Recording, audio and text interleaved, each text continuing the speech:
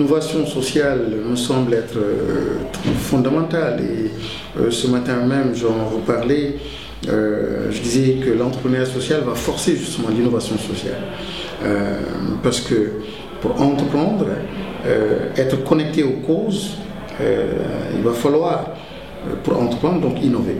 Et l'innovation devient extrêmement intéressante ici parce que je taquine souvent nos étudiants africains pour dire que l'Africain a cessé malheureusement de s'émerveiller. Cette faculté de l'émerveillement a tendance à disparaître. Et lorsqu'on ne s'émerveille pas, je considère que c'est la première étape en fait dans le processus d'innovation. L'émerveillement m'amène simplement à apprécier mon environnement, mon quotidien, ce qui m'entoure et ce que je suis. Il faut être connecté à l'humain pour pouvoir entreprendre donc, dans le champ du social. Être reconnecté à soi, c'est cette humilité qui va nous forcer en fait à avoir de la considération pour ce que nous sommes et notre environnement et ce que l'environnement nous offre. Au lieu d'aller chercher la sophistication en Chine, dans des produits très sophistiqués, où on est dans une logique simplement de commercialisation, importation.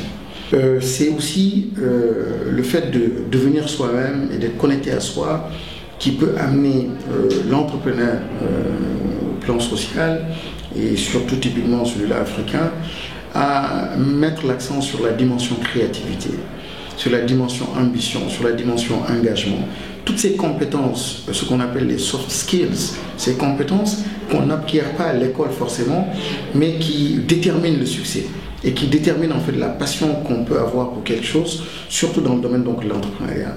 Et même la tolérance au risque va devenir beaucoup plus importante et c'est ça qui va garantir aussi donc le succès à l'entrepreneur. La question de l'innovation me réconforte dans cette conviction que l'entrepreneuriat social peut être le déclic pour tout cela. Donc voilà un peu l'attachement et mes convictions et pourquoi donc entreprendre socialement me semble être extrêmement important dans un contexte africain où le tissu de la pauvreté c'est 70%, 80%.